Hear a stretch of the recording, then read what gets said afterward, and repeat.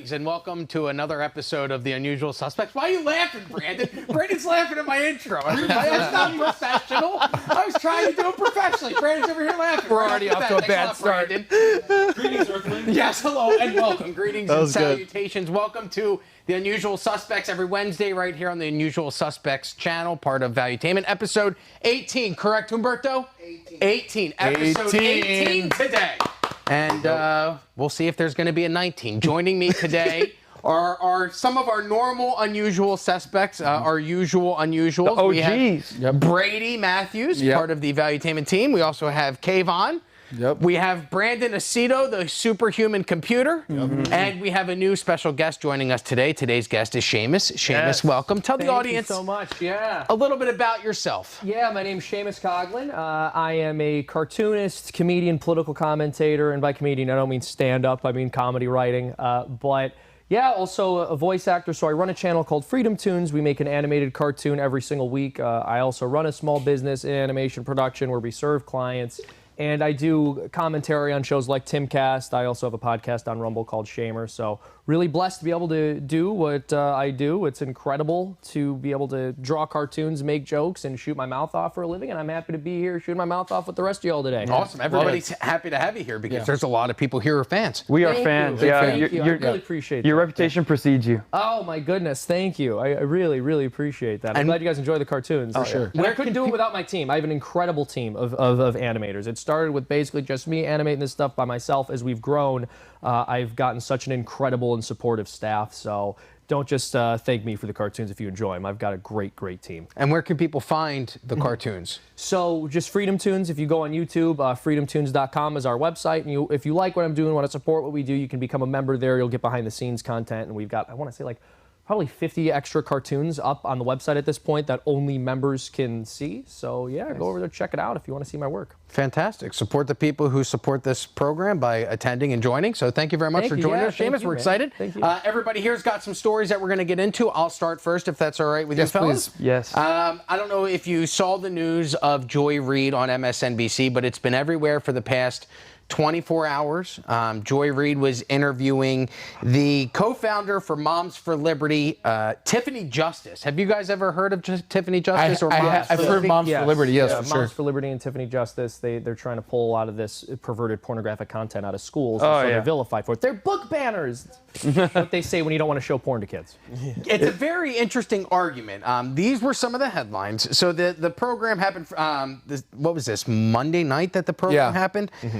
And you know, Joy Reid's program not very successful. So I kind of I'm trying to understand the thought process behind taking an argument in which you defend very pornographic books. They're like Seamus. Very much so. It's like weird non-binary fetish porn. Yeah, I have an excerpt of it, and we'll get to what the kids are reading. But it's very odd, the whole argument between Tiffany Justice. I mean, she was trying to explain why the book should not be in these schools, and the entire time Joy Reid was trying to discredit her by proving that she didn't know the name of the author.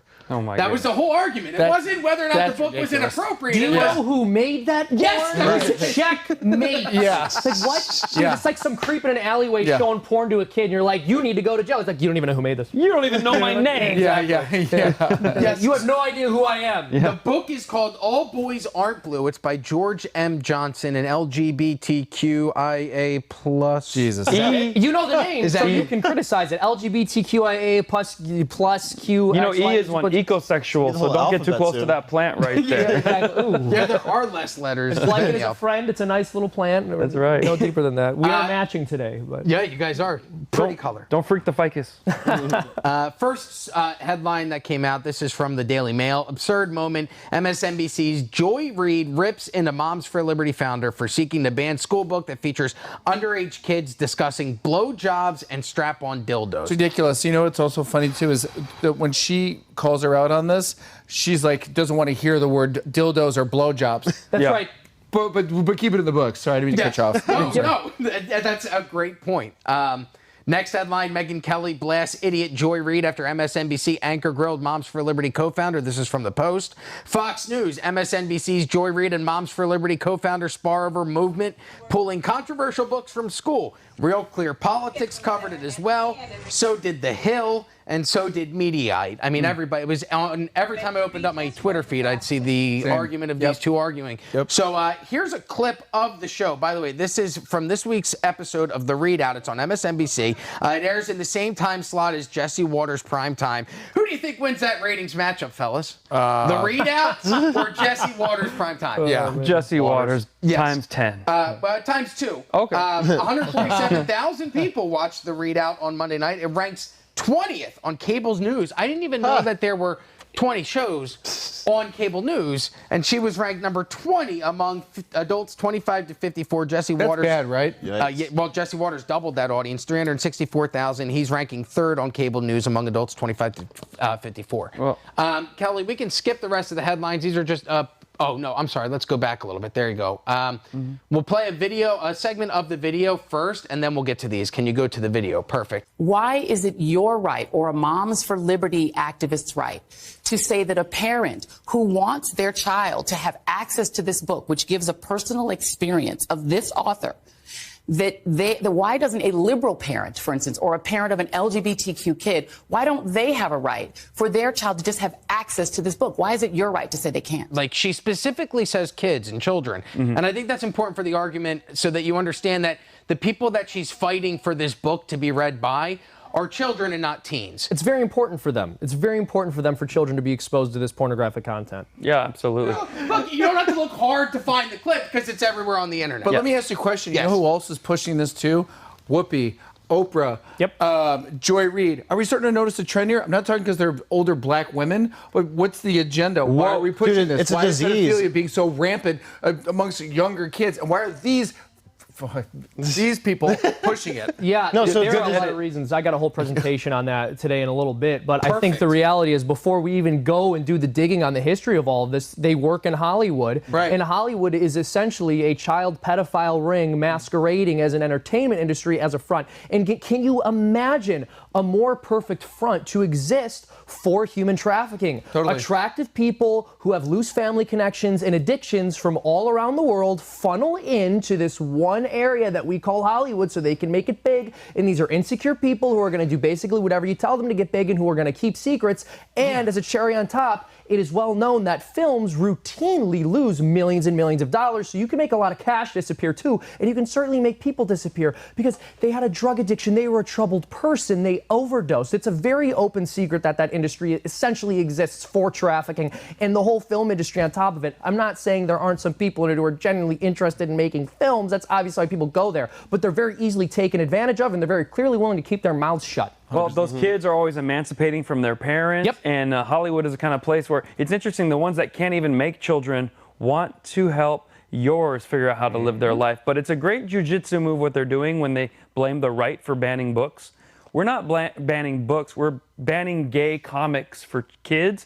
The left is actually banning books. They don't like Dr. Seuss because the drawings are racist. They don't like the words used in Mark Twain. These are classics. You want to know who's banning the classics? It's the left, but they've totally got the media to make you think it's the right. Well, it's phase 2 of the depopulation thing too, because, you know, they already got the part where they make people, like 20% of the population gay now, but now, all right, for the people who haven't gotten to that place, now you're trying to indoctrinate their kids by like infiltrating the school system, just deciding what books they have on their shelves. So, you know, it's a way to expand past like the people they couldn't grab into their LGBTQ circle. Also, there was also a thing that came out that said 1 in 5 people in their family, 1 in 5 whatever in their family is now trans. Right. Which would never happen in the history of our population. Yeah. What's interesting is that the argument about this particular book is that even the book publisher, could we go to the book publisher first, Kelly, and then we'll go to that graphic. This is the book, All Boys Aren't Blue. And the book publisher, now can you go to the zoomed in version of this? It shows that this book is recommended for children 14 years to 18 years. Oh, so even the book publisher, Macmillan, who put the book out, doesn't want this book read by children under the age of 14. Yet why is MSNBC fighting? Why is Joy Reid on there arguing that Republicans and the right wing and QAnon and all these crazy things that they label you when you're just going by common sense? This is the rules of the book publisher. Would I take my 4-year-old to an R-rated movie? No. You know why? It's R-rated. It's rated R by the Motion Picture Association of America, right? Yeah, so they set that standard, and I go, you know what? Hey, they tell me that book's rated R. or the movie's rated R. I don't think it's a good thing for my 4-year-old to go see. It's even worse. Well, it's even worse than that because it's not just about taking your kid to see an R-rated movie. It's about the teacher at your child's school showing them an R-rated movie and then telling you don't get a say-so in whether your child gets removed from that class or whether or not the school should be showing that material. And that's the problem with the schools being run by the federal government and unions. You know, that's like that's something that should be in the hands of the private market, because then you can actually hold these people accountable for what they do and like the shitty product that they give you with their kids' education. Well, there's evil forces at play, because when you go to a bookstore or a school library, they have that featured book section, and when you walk in, it's like girls rule, boys drool, how to be more gay on your free time, like all these books. And More gay in free time. and I'm like, but this is like I don't have time to be gay. school. That's why I can't do it, because I'm a busy guy. But if I had a book that could show me how to use my free time more gaily. Yes. Where I'm screwing up in my budget. How do I get more gay in my budget? Like 10 years ago, that would have been a comedy skit, like to walk into the school library and see what you just described. Right. Oh, well, how about you hear some of it? I put some lube on, and he got on his knees, and I began to slide him into me from behind. Wait a minute. I pulled out of him and kissed him while he masturbated, and that's not even as graphic as it gets. This was my ass, and I was struggling to imagine someone inside of me.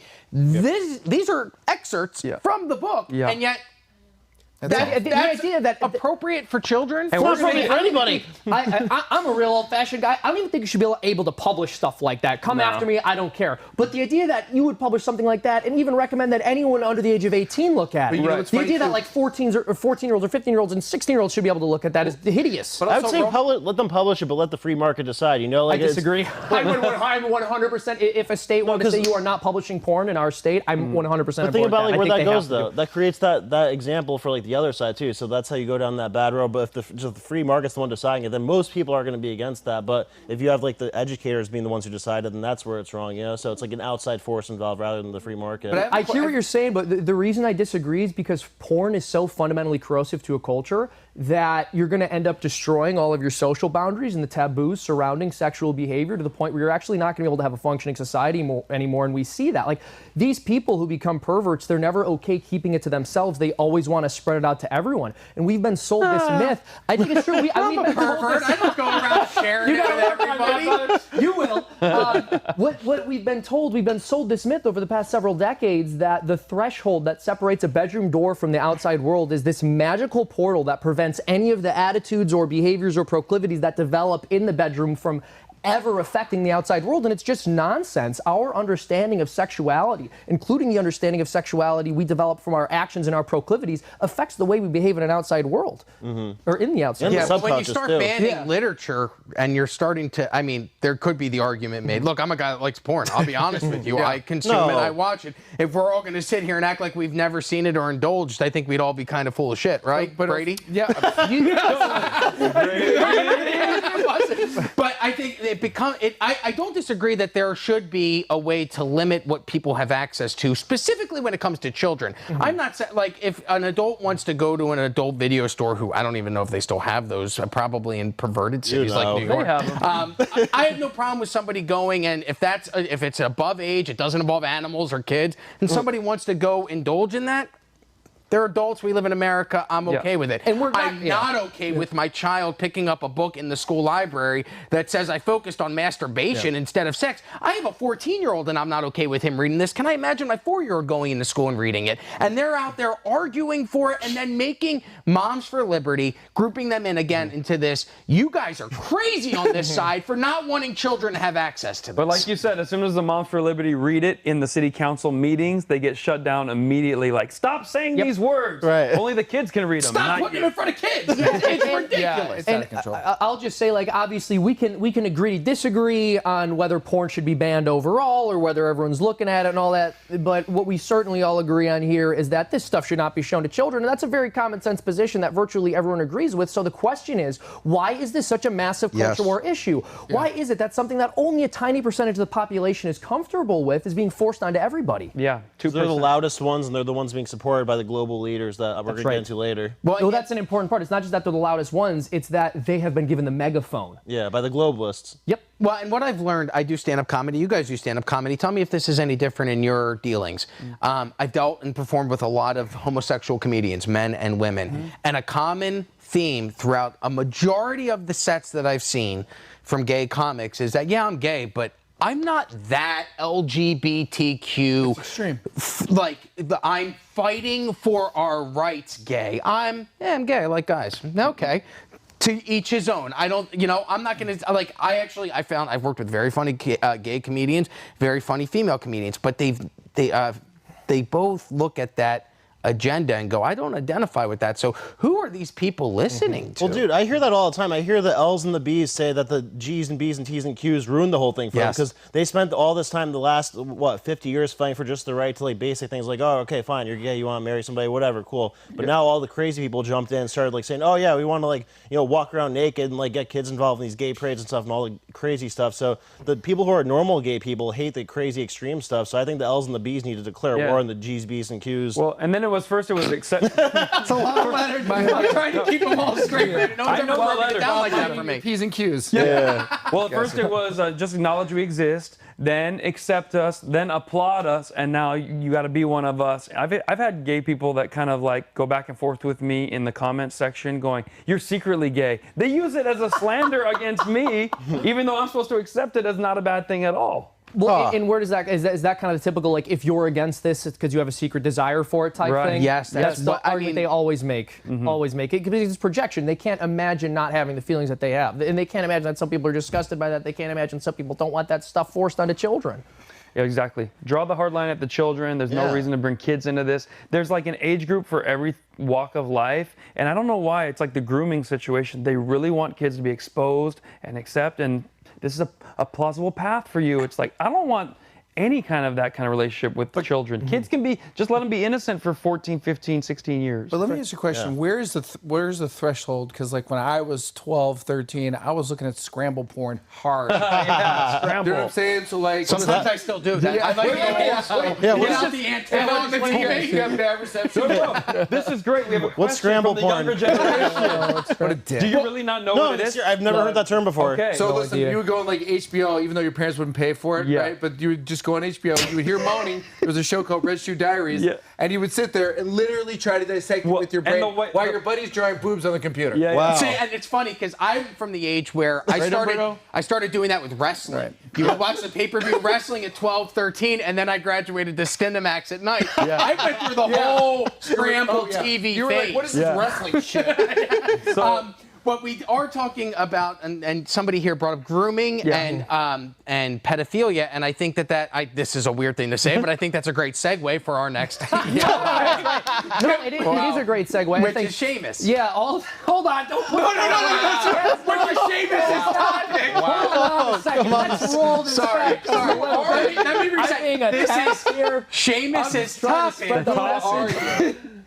No, so this actually is a good segue because one of the things that's been said here and that's been suggested here, and it's something that I hear conservatives say all the time, and even more moderate liberals, is that it was great when it started with just trying to push for more acceptance of alternative sexual lifestyles, but now it's just gotten to the point where we've tumbled down the slippery slope and we've begun to openly embrace and accept pedophilia within our institutions, even if we're not openly saying that. Clearly, in terms of the actions that we're allowing and even pressuring people to take, pedophilia is something that we as a culture have begun embracing.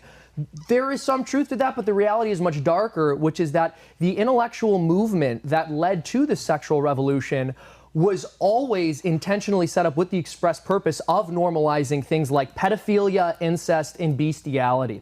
And so when you look at images like the one we have here, which is being shown to children in schools in a book called Genderqueer, it's basically non-binary fetish porn.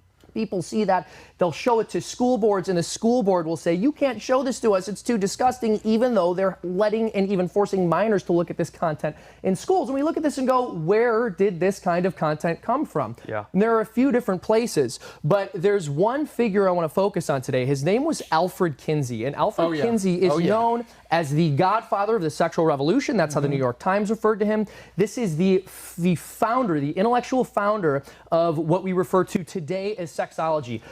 Kinsey was to sexology what Freud was to psychology, what Newton was to classical physics. This is the person who laid out the methodology and intellectual framework for this, and also for the sexual revolution overall. Alfred Kinsey's work was not merely pseudoscientific, it was unabashedly openly pedophilic, and had details in the research that was obtained through the sexual abuse of children. Wow. So what I'm about to show you is a clip. It's 1 minute and 30 seconds long. This was on the Phil Donahue show back in 1990. So if you think any of this is new or any of this pro-pedophilia acceptance stuff is recent or just cropped up in the last few years, check this clip out of Judith Reisman arguing with people from the Kinsey Institute about his research and the fact that children were abused so that he could obtain it. And I'd like to see your resume as well. To see it.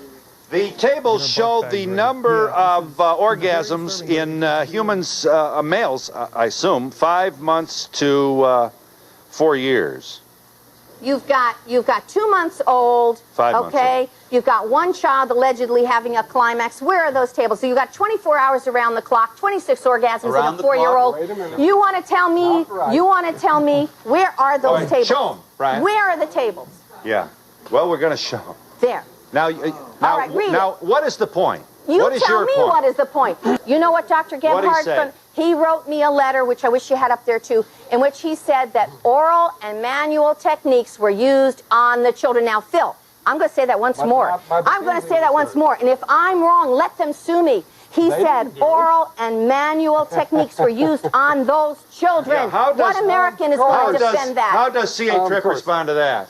She's talking about data that came from pedophiles, that he would listen to only pedophiles who were very careful, used stopwatches, knew how to record their things, did careful surveys, and these she resents very much, but they're very important. So he interviewed people who were known criminals, I assume. Were they in prison at the time? Oh, certainly not, but they were, in her sense, criminals because they were pedophiles, but they were trained Oh, in her sense, observers. they were criminals because they were pedophiles. They're raping children and they're not criminals. You're going to defend Nobody was raping children. What they were doing... What do you call sexually, manually, and orally abusing a baby, and you're a bloody pedophile? And as for... A bloody pervert!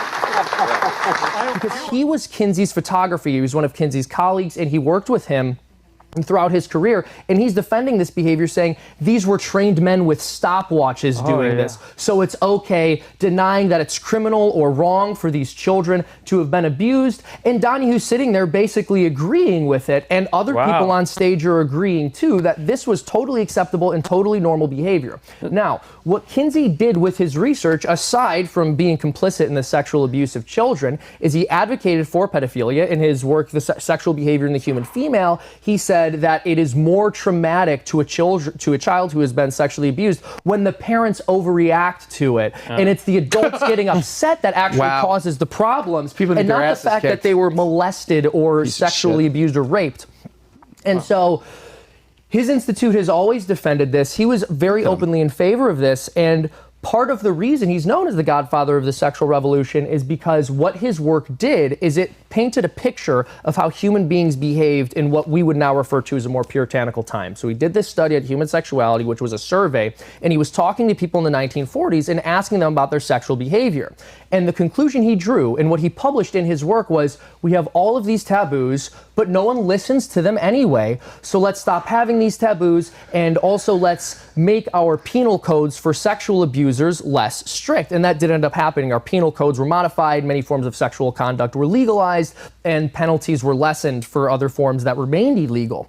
But the reason he was able to make this claim is because he went around interviewing people who were in prison as sex offenders, prostitutes, homosexuals, other people who were living outside of the status quo of that era, and he didn't tell people that he was oversampling these groups when he published his work. So it created the impression that everyone was doing perverted things already. For example, his work said 50% of men cheat on their wives, 25% of women cheat on their husbands, as many as 50% of farm boys living on farms commit bestiality with animals, completely disgusting nonsense, and people ended up buying into it and believing it. And so we have a clip here of one of Kinsey's colleagues, this photographer, describing what Kinsey had to say about pedophilia. And this is not an enemy of Kinsey. This is one of his friends who's celebrating what he's saying here. Okay.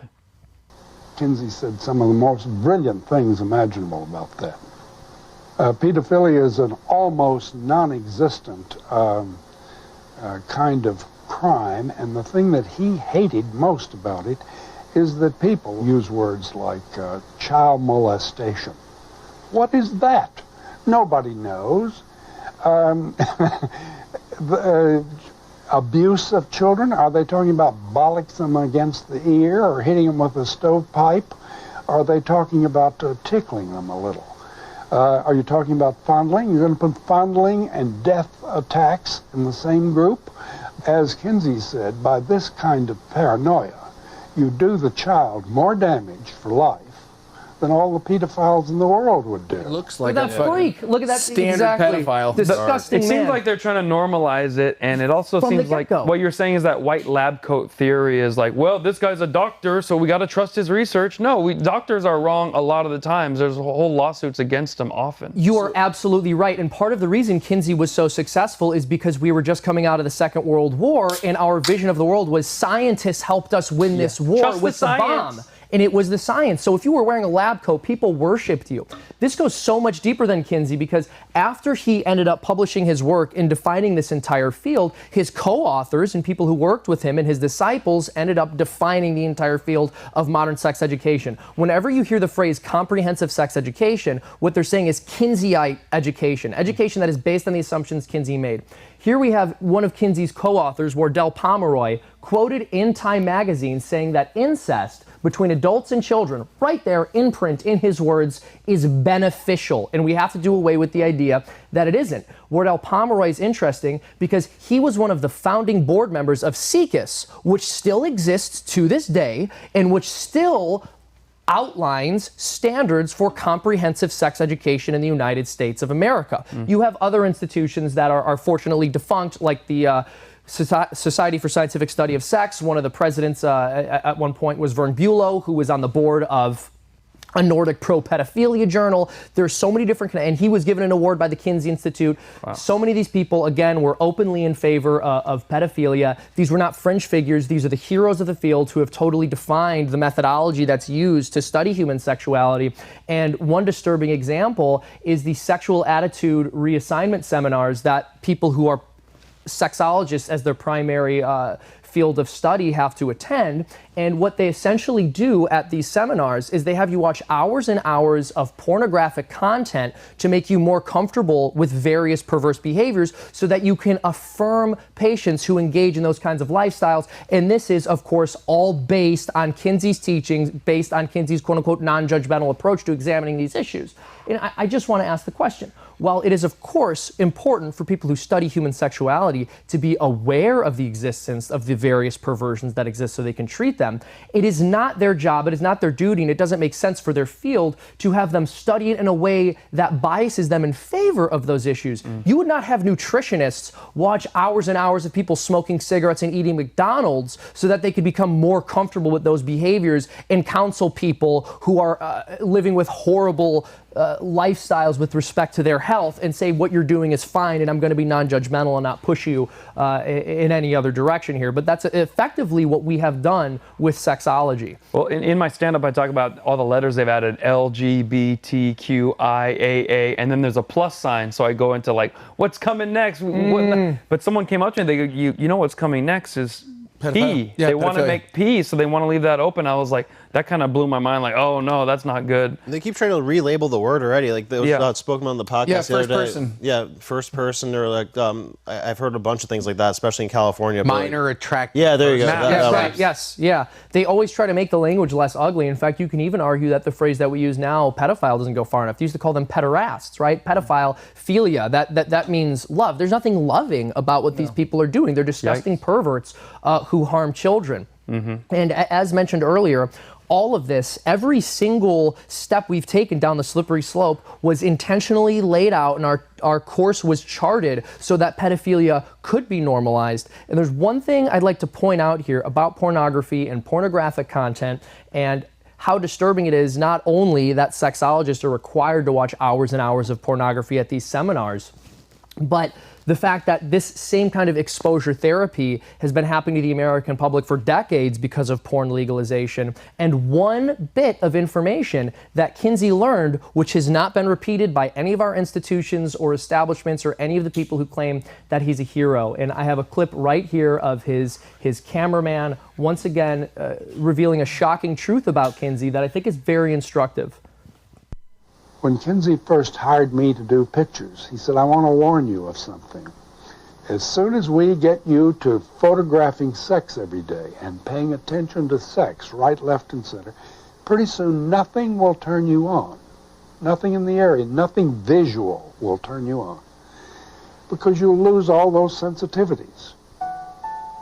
Basically, what he says there, what his cameraman is saying there, that's a man who Kinsey hired to make pornography for him. And he was calling it research, of course, but he was having him film pornographic content. And what he said to this photographer, this filmmaker, was once you start doing this, and once you see this amount of sexual activity, nothing visual will be able to arouse you again. Yeah. You're going to be totally desensitized. Now, isn't it fascinating that Kinsey, whose pseudoscientific research and assumptions have been touted out and sold to us as gospel truth, is ignored when he says porn does desensitize people. It does make them more sexually perverted. It does make it more difficult for you to have healthy sexual relationships, just as he warned his cameraman. But that's one little bit of information that they don't tell people, and that's because pornography is a very important mechanism for social control. This is something that Wilhelm Reich said in so many words, that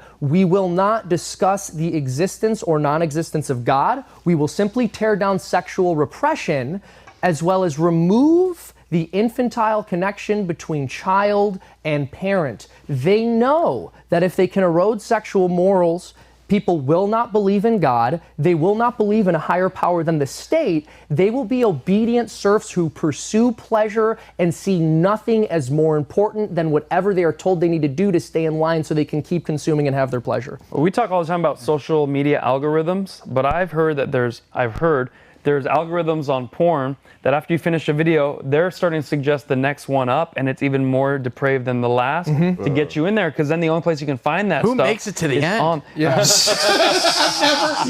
never seen the credits for a movie. You know what? That was the next one. I feel like I've beat some porn before. You beat the game. Yeah, like the last level. The only way you beat it is by not watching it. Yeah. Seamus, quick question. So who was like the force behind Kinsey's? Like, why do you have so much public support? Was it like a WF type of situation? That's a great question. The Rockefeller Foundation. Oh, of course. All roads lead back to it. Yeah. The There we go. Rockefellers. And of course, all the institutions were supporting what he had to say. There's a part of this which just boils down to human nature. Human beings are willing to believe anything so long as it tells us that we're good people who don't need to improve or do any work on ourselves. And what Kinsey's research essentially said to people who were sexually perverted is, nothing you're doing is that bad, everyone else is already doing it anyway. And to people who weren't sexually perverted, it said, look how good you are because you're not doing these things that everyone else is doing. So it's wishful thinking in a lot of ways, and people were willing to buy into it for that reason, I think. I got a question for the group. How come the same people saying kids can make the decision, they're 5, they're 6, they can read these comic books, but a 27-year-old woman, well, she had one too many cocktails, and the toxic man, he forced her up to the hotel suite, and there was a power dynamic with Aziz Ansari because he's a comedian and she's just a poor 27-year-old writer or photographer or business executive. It's the same people. On one end, they're saying that the 4-year-old is okay to make this decision, lasting decisions, even with surgeries. But the 29-year-old college grad, she's having a tough time with it. Same type of hypocrisy as like the abortion versus the vaccine thing. Like they argue like my body, my choice. Yeah, and then like it doesn't apply to the vaccine. Right. I'll actually, what I'm about to say here might not be popular, but I think, in every heresy there's a kernel of truth, and part of what they're recognizing there is, of course, obviously having one drink, I guess depending on your metabolism could put you past the point of reason, but having one drink doesn't get you to the point where you can't consent. However, at some point, someone has had so much alcohol that they can't consent.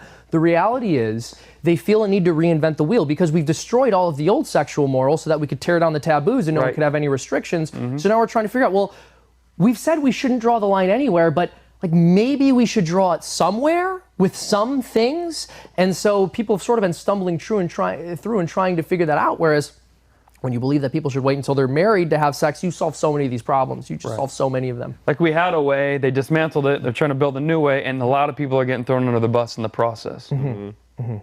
Yeah. Well, thank you very much, Seamus, for bringing that to the table. You're welcome. Deep dive. And now let's move on to Kvon. Kvon also has a story involving women and guys. This one is a guy's being there. I put that together. Look, 'cause it says it right there on the screen. Guy suing 27 women. That's right. Kvon, why don't you tell us all about it? This whole episode segues perfectly kind of from one person's point of view to the other. But I currently wrote an article for VT.com, so check it out there. It's satirical. It's fun. It's an op-ed, but at the same time, it's based on truth. And a man is indeed suing Facebook, Meta, and 27 women for defaming, slander, and libel, claiming that they illegally published his personal details on the Facebook private group called Are We Dating the Same Guy? Now, if you've never heard of this, Are We Dating the Same Guy is in every major city. You might all be on it. You won't know. I can guarantee you I am not. Actually, I'm not on it. Believe it or not, I don't know how, but the grace of God, well, you keep giving women different names every time you go. Good point. That is a good point. Chicago, Miami, LA, and these girls are on there. Not a few women, 3.5 million women in dating age between 18 to about 44 years old, I would imagine, are on there. And it's kind of, for some of them, it's entertainment, but some of them are actually airing grievances, and the man has no way to defend himself. So imagine you went on a date with a girl and it didn't go well. That would probably be like 80% of dates. You either maybe for you, bro.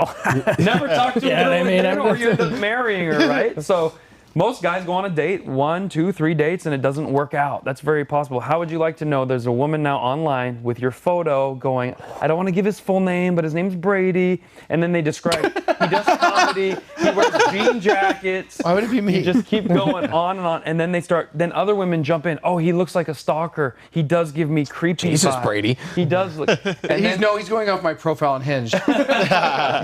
Well, some of the things that were written were he was lame, the sex was unremarkable, That's he not didn't true. take me to the right restaurant, he ghosted me, his pee-pee was too small, and that's just when I looked up my name. Then we come to find out that this guy was getting harassed at work because enough women had seen it. His name is Nico D'Ambrosio. He's an Italian, taking one for the team.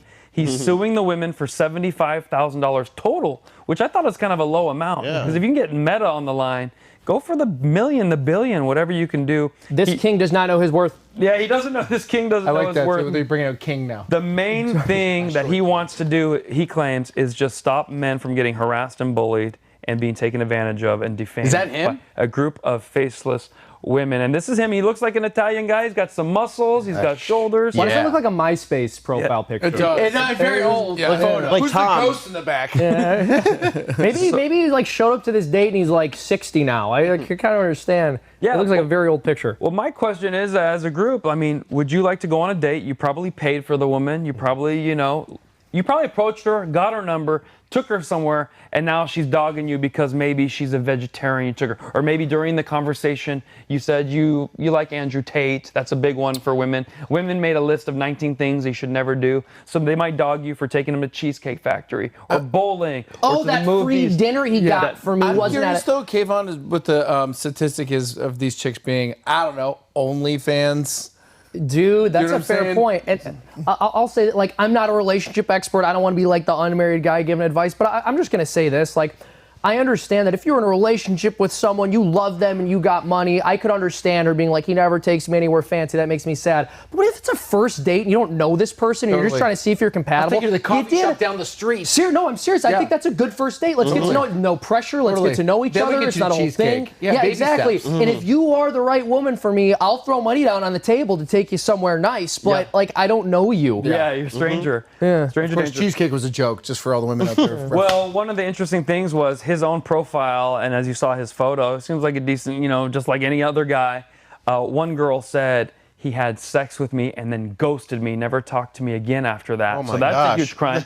And another girl said, I didn't even go on a second date because he seemed like a clingy stalker. So on one end, he's getting in their pants. The other end, he's a psycho stalker. So it's just a little You're confusing. saying you don't know if it's true or not, basically. You don't know what's true. This damages, though. Like, realistically, Totally. it's a bunch of women that you never were going to respond to, right? If all the complaints in there are, oh, well, he sucks, he didn't text me back. And it's like, well, okay, what does he care? Yeah. Like, if I'm the judge, I'm going, buddy, what do you care about this? Like, did you lose your job? Like, if it hurt his career, right? If word got back to his job and he ends up then I could see having some sort of argument for damages, but hurtsy feelings on the internet? I Like, think who it's gives a going to be shit? hard for him to prove there are any damages. I don't see him winning this case, although it does suck to take a girl on a date and know you're being bashed. Usually if a girl tells her roommate or best friend, oh, I hate this guy, that's fine. We've done that with women before, but to go on a public platform that's private to women only.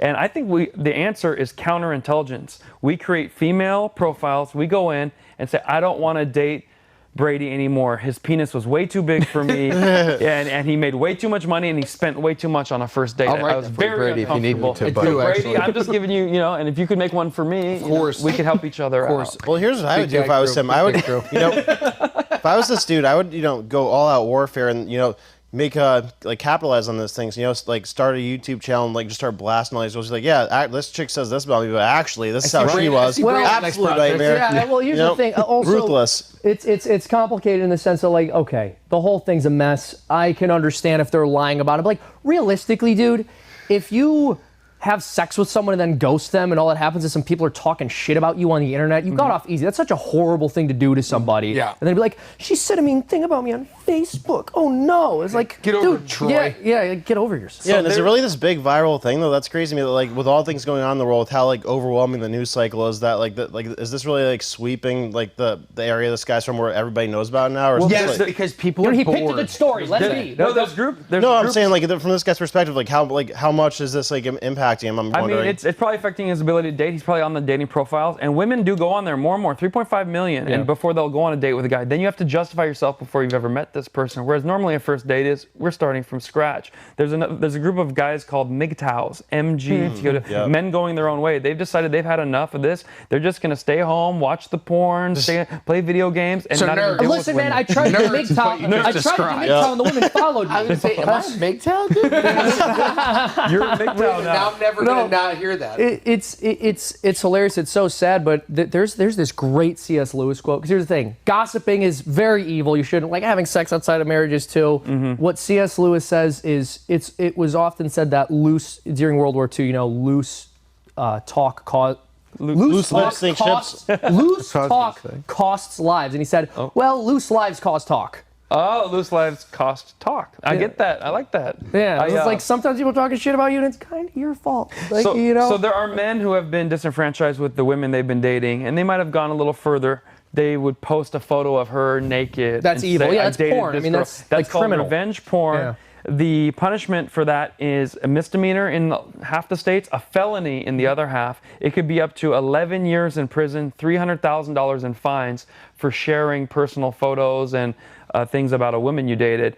I wonder if a smaller fine might help women kind of rein it in a little bit. Maybe you can't even suggest that. Maybe a month in jail and some community service. And I don't know if this guy's going to win $75,000, but he might be willing to settle for some oral compensation. You sound like you should be defending him in a court of law. Yeah. My client will take. 27 women. Yeah, my client will accept some other favors. It should probably be defamation or something at the very least, because I think when it comes to sexual assault, false allegations, I think that should be an equal punishment to an actual sexual assault case. If a girl, like the Trevor Bauer situation, that girl should be tried and put to jail as if she committed sexual assault. You can't compare mean words to revenge porn. No, I'm not. I'm not saying it's synonymous, but I'm saying the guy should probably be able to get a defamation lawsuit or something. I should add that some of the women are taking screenshots of conversations they had and sharing it. And in some states, you're not supposed to share private conversations you thought were one-on-one. It's kind of like a phone call. If I record you on a phone call. What you should do if you're going to start to circumvent this and try and bring this organization down, you should start a website that warns men about the women that are posting on those websites. Right. Because if I'm not a single guy, I've been in a relationship for a long time, but if I were to be, if I was to be on Facebook and I see that, I'm about to go out with Melody and, let me check KvonWomanDestroyer.com. And there's a photo on there, and look at what this woman posted on Facebook. I go, that's enough. I don't need to go be with this person because look, she's going to put me on blast if I do something wrong. But she also has no problem sharing intimate conversations with another person, with the world. We have a major problem here because if men did that, made a page dogging women, we would all get dogged by the Taylor Swifties and the crew, but then other men would be like, what are you doing, bro? So we're policing ourselves, and then they're just running rampant. You are so traumatized by the Swifties. I am. I was personally attacked by Swifties. I've been attacked myself. I call them Swiffers. Never again. Never again.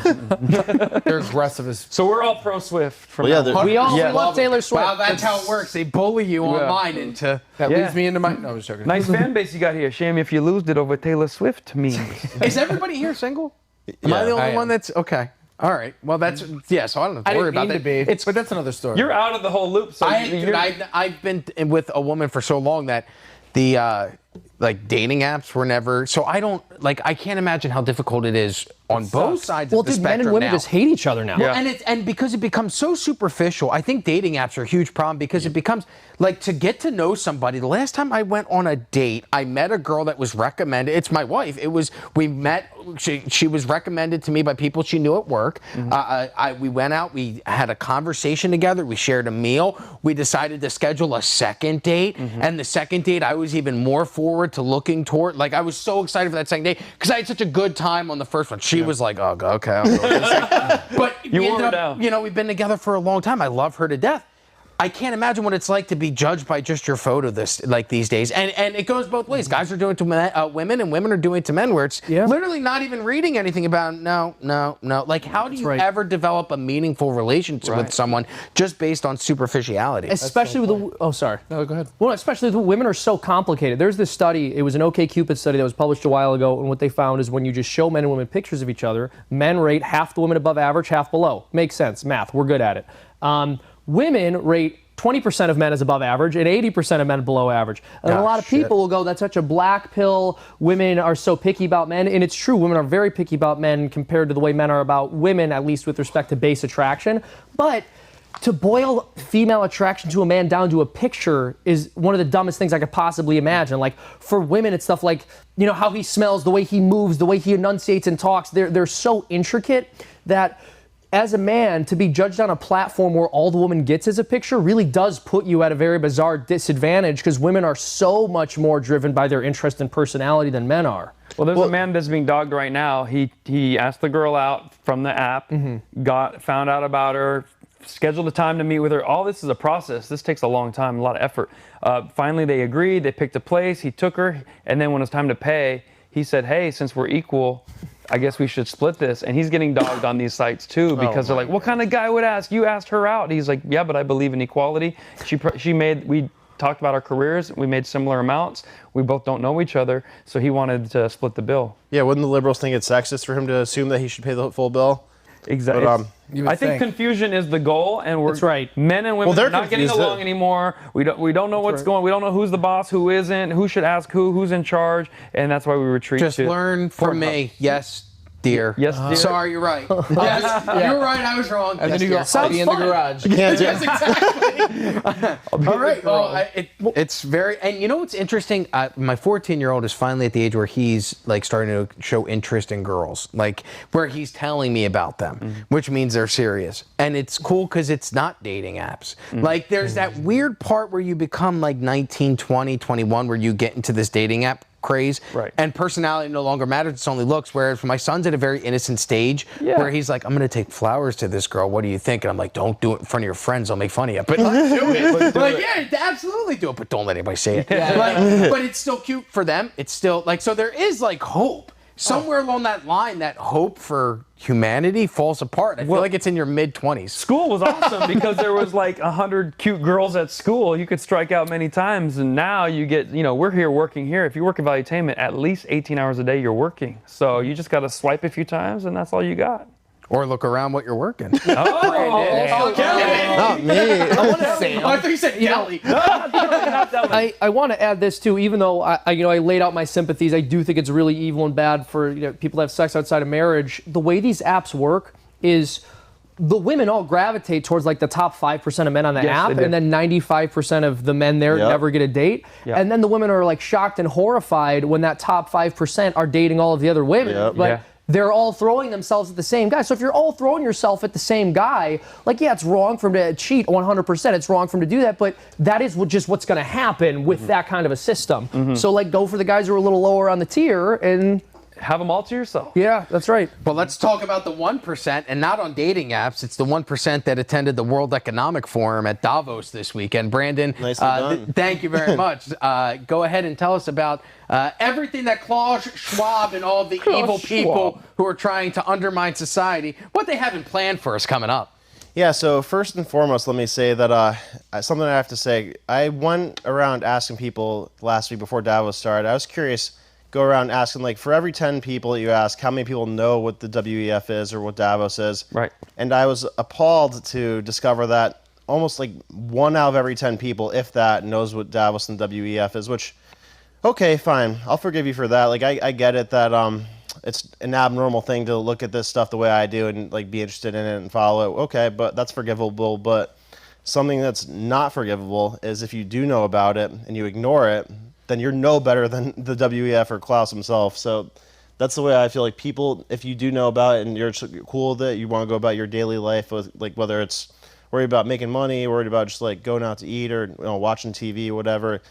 The reason that you should care about this is because these institutions are coming and they want to destroy all of these things. They already are. So look at, they want you to eat bugs instead of meat. They're trying to stop farmers from farming. They're trying to like ban coffee now because it's bad for the environment. They want to, they're already destroying the movie industry with the DEI stuff. But how do they get to Davos? If it's bad for the environment, they probably flew on private jets.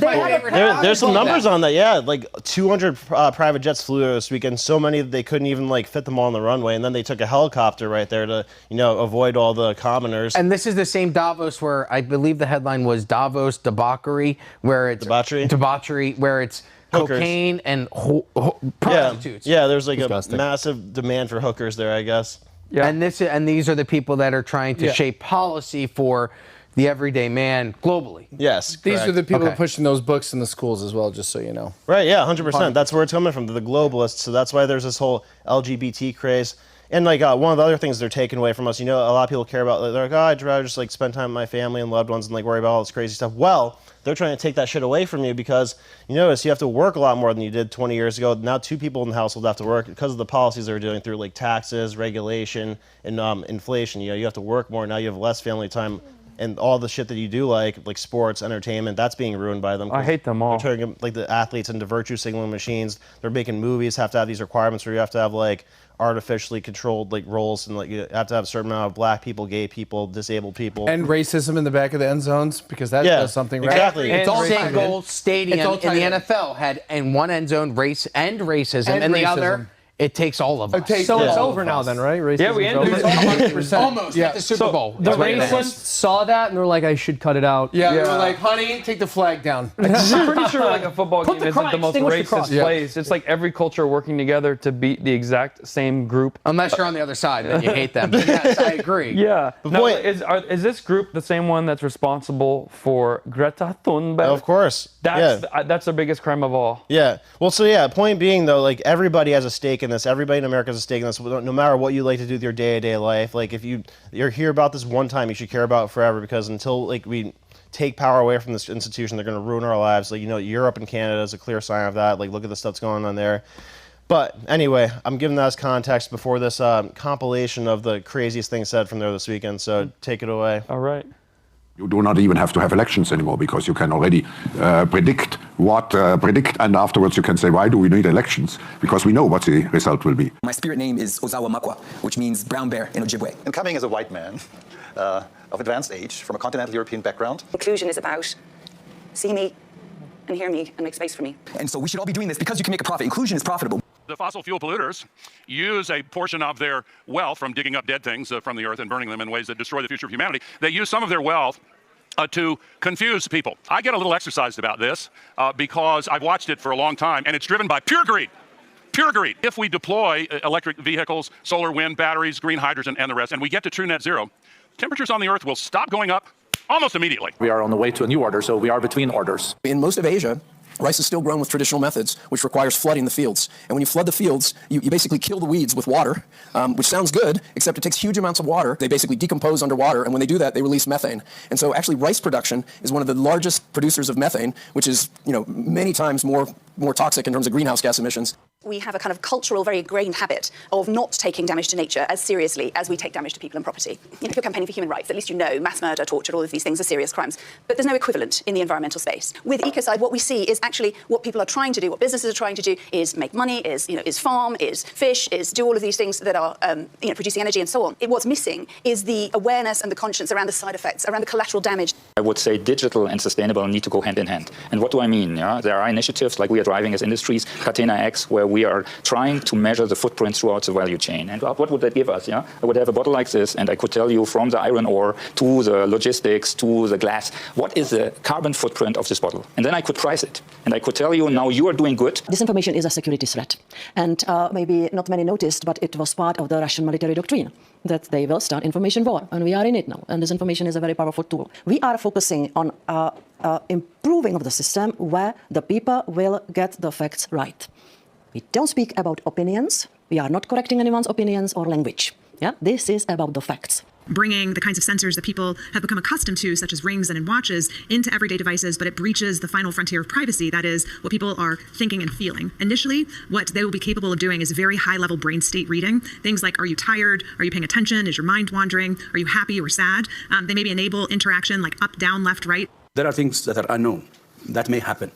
And anything happening is a matter of when, not if. And that was when we gave the name Disease X. So Disease X is a placeholder for unknown disease. You may even call COVID as the first Disease X. And it may happen again. I am convinced beyond any doubt that because of the decisions being made in the marketplace now, because you know as well as I do, even if, I don't want this, obviously, but if you wound up with a different president who was opposed to climate crisis, I got news for you.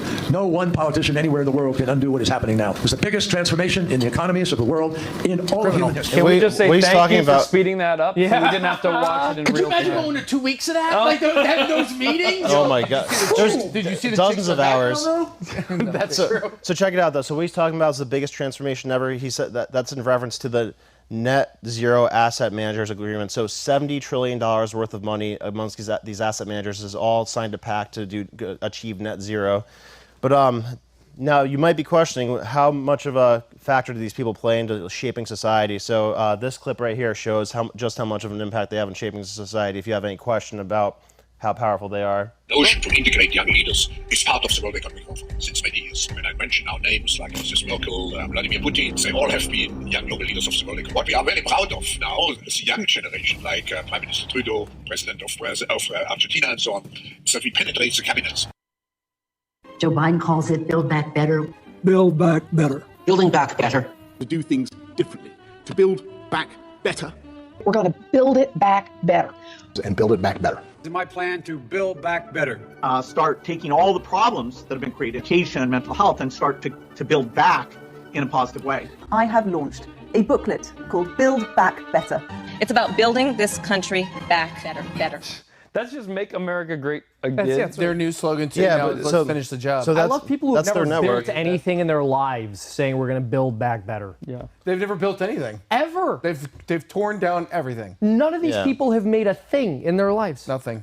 Well, I mean, Bill Gates did make Microsoft, but what he's chosen to do with that success is the problem. Yeah. Like, why are you? Isn't he like one of the largest land owners in the United States? Why? Yeah, right. Just answer why. Him and Bill has. None of the politicians have built anything. Well, simultaneously, yes, they're taking farmland away from regular farmers, saying they release too much nitrogen into the environment, while this crazy guy Bill Gates is taking over all the farmland. Because they care about humanity, so to speak, but they're like, no rice. Rice has probably fed more billions of people around the world. Every developing nation's diet highly depends on rice. They want to take it away. Food, meat, and then what do they want to do?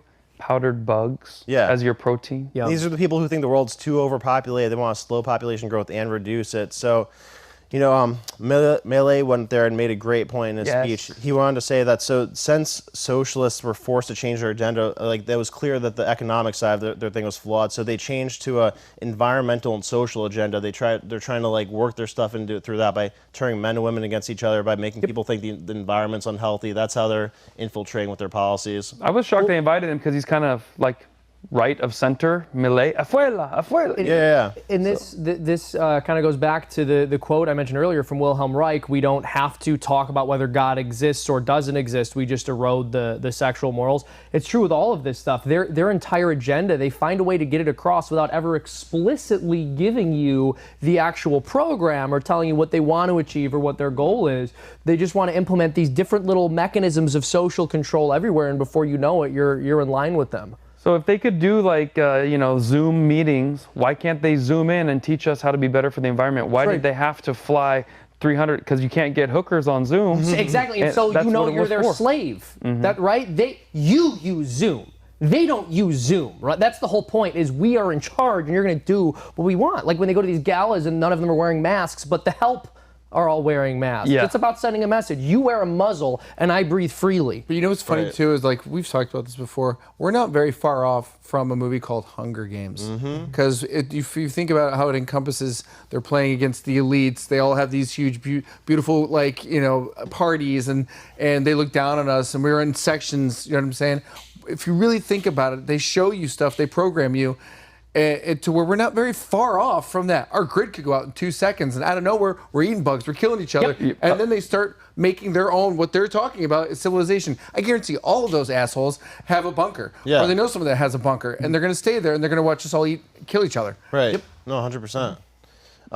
So like, I wanted to say, like, what if would you guys agree that if people in your circles of life, friends and family, do you think the majority of them know about the WEF, or not a clue? No, my uncle would laugh right in your face about it. My mom definitely does. Like, I'm pretty sure she like just reads about it constantly, because my dad has become, it's very odd. In their older age, they've seemed to focus in on things that I wish they could let go, not let go, but the focus on them consumes them. Like my dad with chemtrails.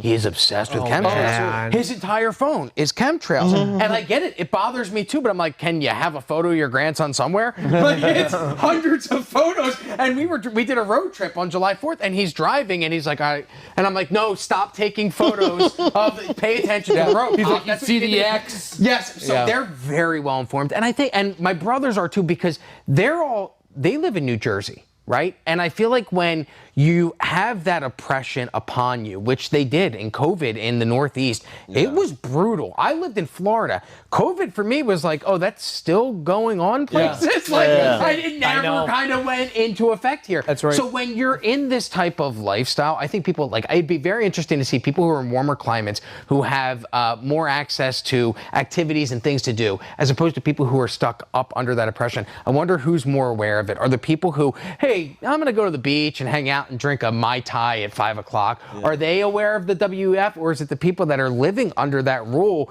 in Toronto, Canada, where it's 0 degrees outside and you can't go out because it's cold, but outside of that, if you do go out, you got to be vaccinated to go to the liquor store. Right. Like, I wonder who's more aware of that. I would probably guess the people who are more impacted by it, where the things are farther along in the direction the WEF wants them to go. Because, you know, make no mistake about it, things that are going on in Canada or Europe, like how they're getting really harsh with their censorship stuff. Communism. Yeah, well, like that's all coming from the WEF. You know, like he said, the young global leaders have penetrated the cabinets. Trudeau's a young global leader. The Merkel's a young global leader. The AOC types. Yeah, Macron's a young global leader. So wait, how is Merkel a young global leader? Is this like a Yes, she is. She's also tied in with Clintons and all that stuff, right? Yeah. So whose idea? For Millet to be down there, whose idea was that? Because he went and ripped him. You should talk about that. So yeah, my theory on that is that I thought they thought he was gonna make himself look bad by being like, because you know, it's his image that he's like unhinged and like aggressive and yelling and stuff. So I think they liked the idea of him going there and like them being able to cast him as this like unhinged, out of control guy. But like a mascot. Look how stupid they are. But he shocked them, and he gave this whole like data based thing and like this really solid argument about like how capitalism's taken 95% of the world out of poverty. I would love for them to invite somebody that's like Millet, like Tucker. Well, you see when Trump went there in 2018, he lit the place on fire, figuratively. Like, they hated when he gave a speech. He's like, yeah, I'm here to say that America's back, better than ever, and it's the best place in the world to do business right now. And I'm never gonna choose the what's in the best interest of another country over America. I'll always do what's better for America first. And they hated it because they're all about weakening America to implement globalism. Oh man, that's a bad day for a globalist when Trump speaks to him. Time. Well, let's speak about more globalists. The NFL, Brady. You're on fire with that. Segues. Brady.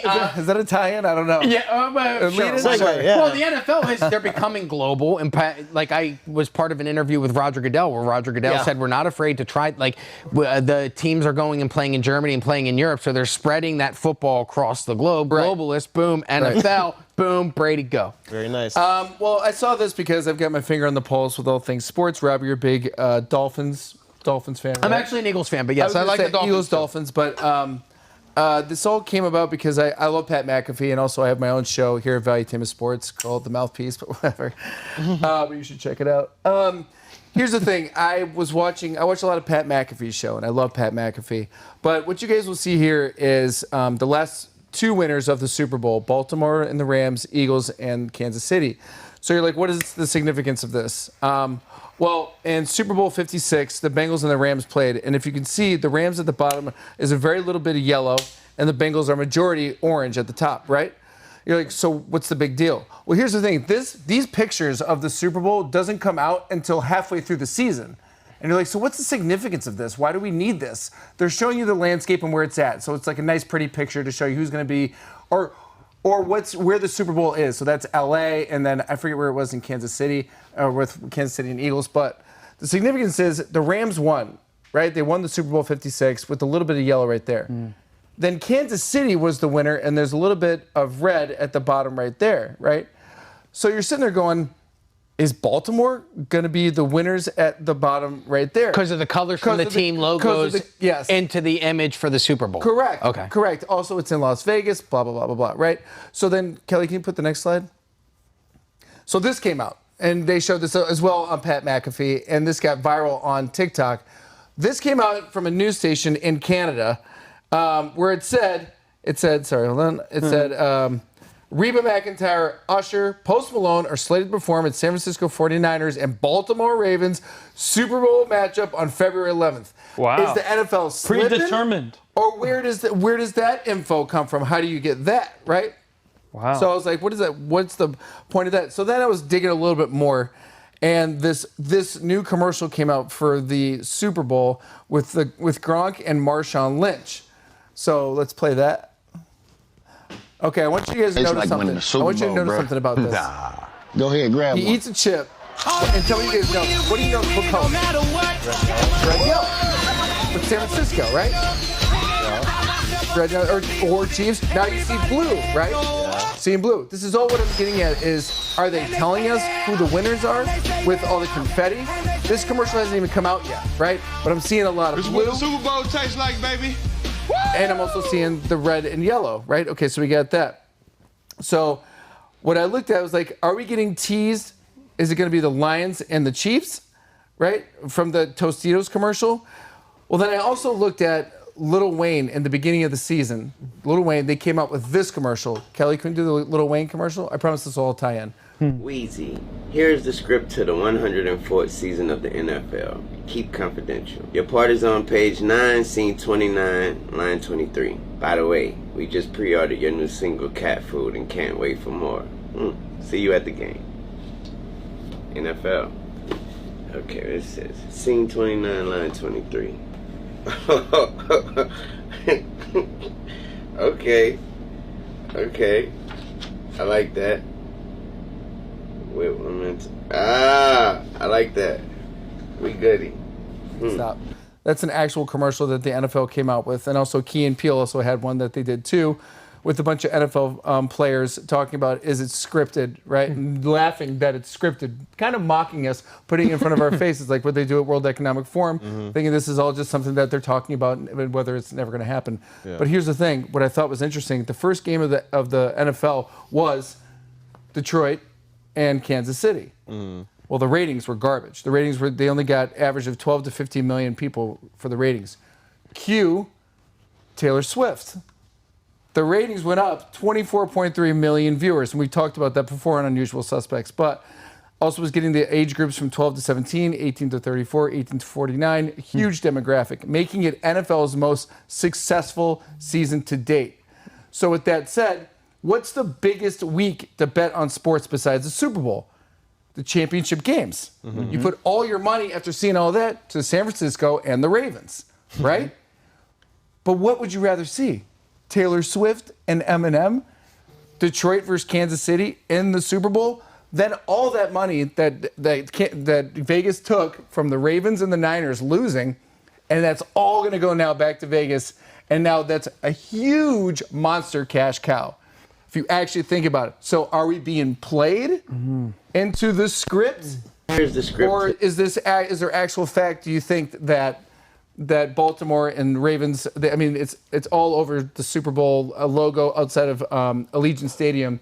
Are we being played, or is there actually something to this? People are betting right now for the Ravens and the Niners off of what they've seen. The Ravens are a really good team. Right. The one thing I noticed, there was a game. I worked very closely with the Miami Dolphins, put it that way. And there was a game where I could watch, and the Dolphins had 11 or 12 penalties, and the opposing team had 0. Right. And for the entire game, the question was, why are there no holding penalties or anything? There were penalties. Right. The Dolphins lost the game. It's not very difficult to, I don't want to say that anything is rigged. I don't know. But it would not be very difficult to sway the favor of one team in one direction by missing a few penalties or calling a few that are holds, that are like, a pass interference call that normally you want to call. But hey, we kind of want the Dolphins to lose this one. We kind of want the Chiefs to win this one. I could see how that could happen. Plus, there's refs that bet on games. What's the guy's name? They did a whole documentary on him. The referee from the NBA that bet on games. What is it? Pat Donahue.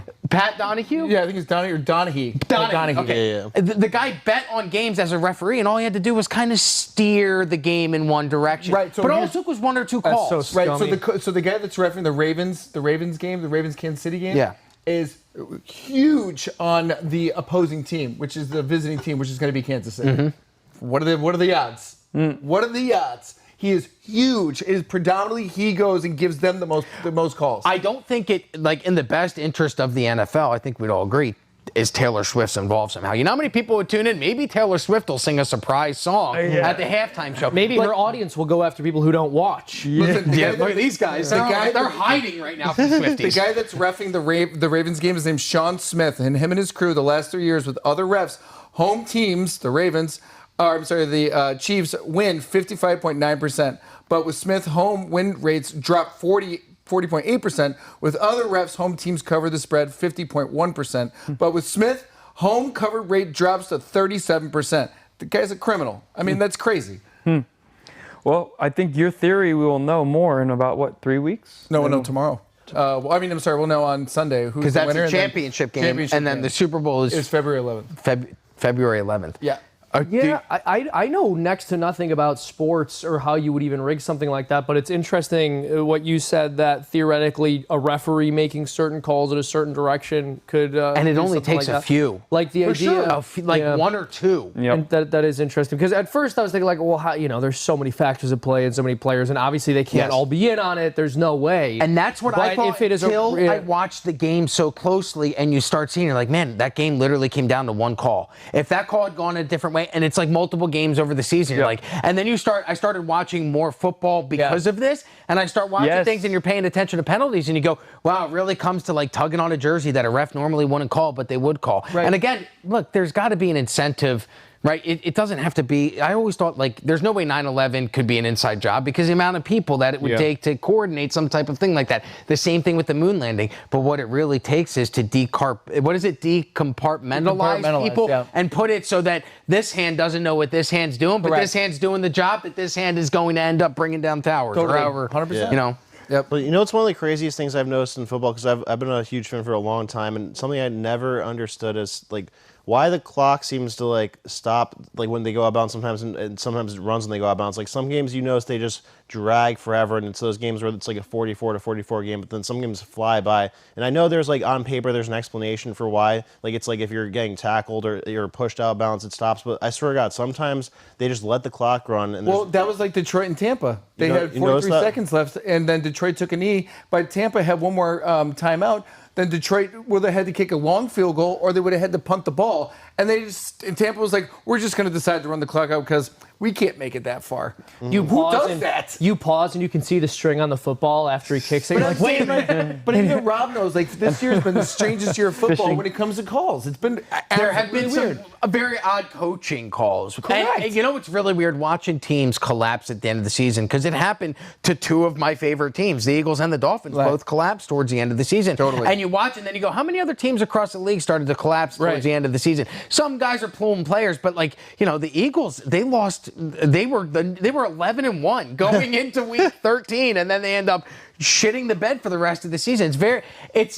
I'm not an athlete. clearly, right? But when you watch it closely, it really, you can see it's not a big conspiracy. It takes a few people to engineer something. And this season, more than ever, I've realized how much money's on the line. The commercial Super Bowls last year for the Super Bowl commercials for a 30-second spot, $7 million. They had 70 some odd commercials. We're talking about upwards of $400 million just in commercial revenue alone, not talking about broadcast rights or sponsorship deals. So, or the money that the game is going to make from selling $1,000 general admission seating. There's a lot of money on the line, There's right? billions And so, of dollars. hey, do you want to make $900 million in advertising because Taylor Swift shows up? Or do you want the NFL to make $400 million because she's not involved? Well, you know, be a team player. I call it this way. I'm from Las Vegas, and we got a hockey team. And the first year we got a hockey team, they made it all the way to the end. And they didn't end up winning, but they did with that 3 years later. And I thought, that's genius for the league because Las Vegas doesn't even have any ice. So they built a hockey team. No one in Las Vegas cared about hockey. But if they go that far, well, now we have a team. And for how many? For 30, 40 years, we can all be like, that's our team. We won the one thing, put one thing in the rafters. So I think there's a business decision being made for some of these people to go, a new team to win. I think it's got to be a lot harder to rig, though, because that puck is not easy to control. Would you be upset? Have a guy with a magnet under the ice. Would you be upset if you found out sports were rigged, like professional wrestling, right? The day I realized, oh my God, like the Ultimate Warrior is not really from parts unknown. He's not like, Ultimate. Like I really broke my heart. from Like, oh my Michigan. God. I still watched it because I'm dumb. But like there's that part where like you want to believe. Now I want, like my sons don't watch it, but I'll put it on like, hey, we're almost coming up. You guys going to watch? And they tune out in a second. They're like, this is boring and scripted. fake. So I can see like. But would you be heartbroken if it turned out sports were like all sports were rigged? Yeah, I would. The winner of the season was already determined the previous one. 100%. Yeah. I think I'd be totally damaged. I really Kvon? would. Yeah, I would not follow. I already don't follow sports. I do think that there's some So rigging even going on. as a non-sport, that'd be interesting. So even as guys who aren't really sports guys, it would bother you to find out that the NFL or NBA or soccer. It's a lie because it's a lie. Because then you're looking at the elections. The elections are rigged. That's a lock. It's just the thing that, you know, any deception is evil, and deception on that scale, especially when money is involved and people are betting, is insanely evil. Like, dude, if you cheat at poker, the legal penalties for that is massive. And those are games at a casino where, like, in most instances, you know, maybe if it's for most people, like a couple grand might change hands over the course of that game.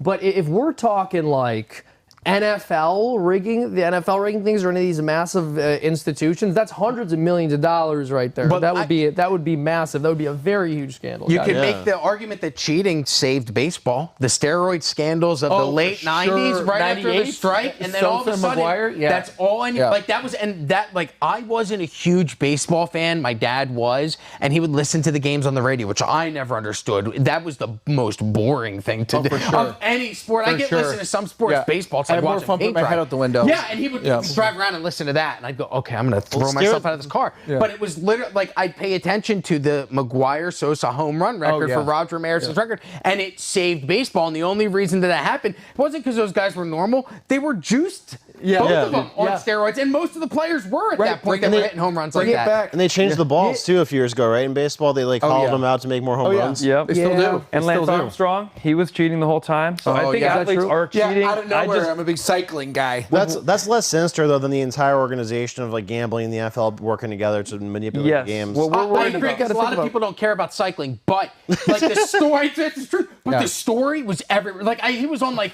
Time magazine. He was a cancer survivor, lost a testicle. If he can do this, anybody can. And then it's like, well, he ended up using oxygen in his blood to cheat. You're like, damn it. He had stations on stations on stations. The guys changed his blood out. Yeah. I think that it is horrible. Look, on the one hand, I understand like it makes the game more exciting, but if you just think about like the raw purpose of athletics, it's human perfection. Look what this person was able to do.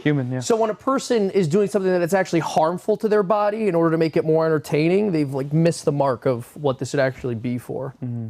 Well, like the chick, the LPGA, that's trans, that is now smashing the ball, crushing the ball. That's right. You can make the argument that some of it is like more entertaining because of the sheer ridiculousness when men compete with women, but it's like it's evil and it's wrong, and then it also is not entertaining when you consider like the physical contact sports where women are actually like manhandled, you know. But it is interesting. It's very telling of human nature, the way you like when you support one team, right? I'm a Dolphins fan. Well, I'm a Bills fan, and then all of a sudden it's like, well, I can't like you because I like these guys so much. It's very barbaric in a sense, like that. The extreme. It's like it teaches you pack mentality, but also divide and conquer. And like there are people like the Dolphins fans who are out of the playoffs. We'll wrap up. The Dolphins fans who were out of the playoffs. I'm in the subreddit and I'm reading it, and they're like, this is the best day of my life because the Bills kicker missed a field goal. I'm like, wouldn't the best day of your life been if the Dolphins were playing? Like the best thing that's going on is that another team lost. It's like, come on, it's very barbaric but also fun to watch. Bread and circus. I'm not totally into football, but I am excited to see if Brady's theories come true in about a week from now. And you can watch more of Brady's on the Mouthpiece, which is a Valutainment production. Brady, where can people find everything? You can watch me live Friday at 5 p.m. Eastern time. Watch me live. I do a weekly show called The Right Show where we make fun of the news for people who hate the news. It's a lot of fun. Brandon, sorry. Yeah, you can find me on the show Brandon Aceto on YouTube. I'm also part of the Valutainment Network and talk about political and economic stuff and all the things you need to know in the world. You should spell that so people know how to find it. BRANDONACETO is the YouTube channel name. All right, Brandon Aceto, at Brandon Aceto, and our special guest, Seamus. Thank you very much for joining us today. Can you tell everybody where they can find your stuff? Yeah, of course. Go to YouTube, youtube.com/FreedomToons. You could also go to FreedomToons.com, and if you like what I'm doing, if you enjoy the cartoons and want to support us, please become a member. The memberships really help us. You know, all of the cartoonists who are working for me as full-timers are all American artists who are trying to fight back against the wokeness. I love the product we're making. I think you guys will enjoy it too, and we appreciate the support. So God bless you. Thank you very much. Yes, go find Seamus and Freedom Toons. And if you enjoyed today's podcast, make sure you like and subscribe. Vinny will be back next week. We're live every Wednesday. My name is Rob Garguilo. Find me on Minnect and tune into the PBD podcast every Tuesday and Thursday at 9 a.m. I'm there as well. Thank you guys for joining us. Thank you to the production team, Kelly, John, Human, Humberto, Roberto, Connor, Kelly, and Jorge. Thank you guys very much for watching, and thank you to the team. Take care. God bless. See you later. Bye. Good job. Good job. Nice job.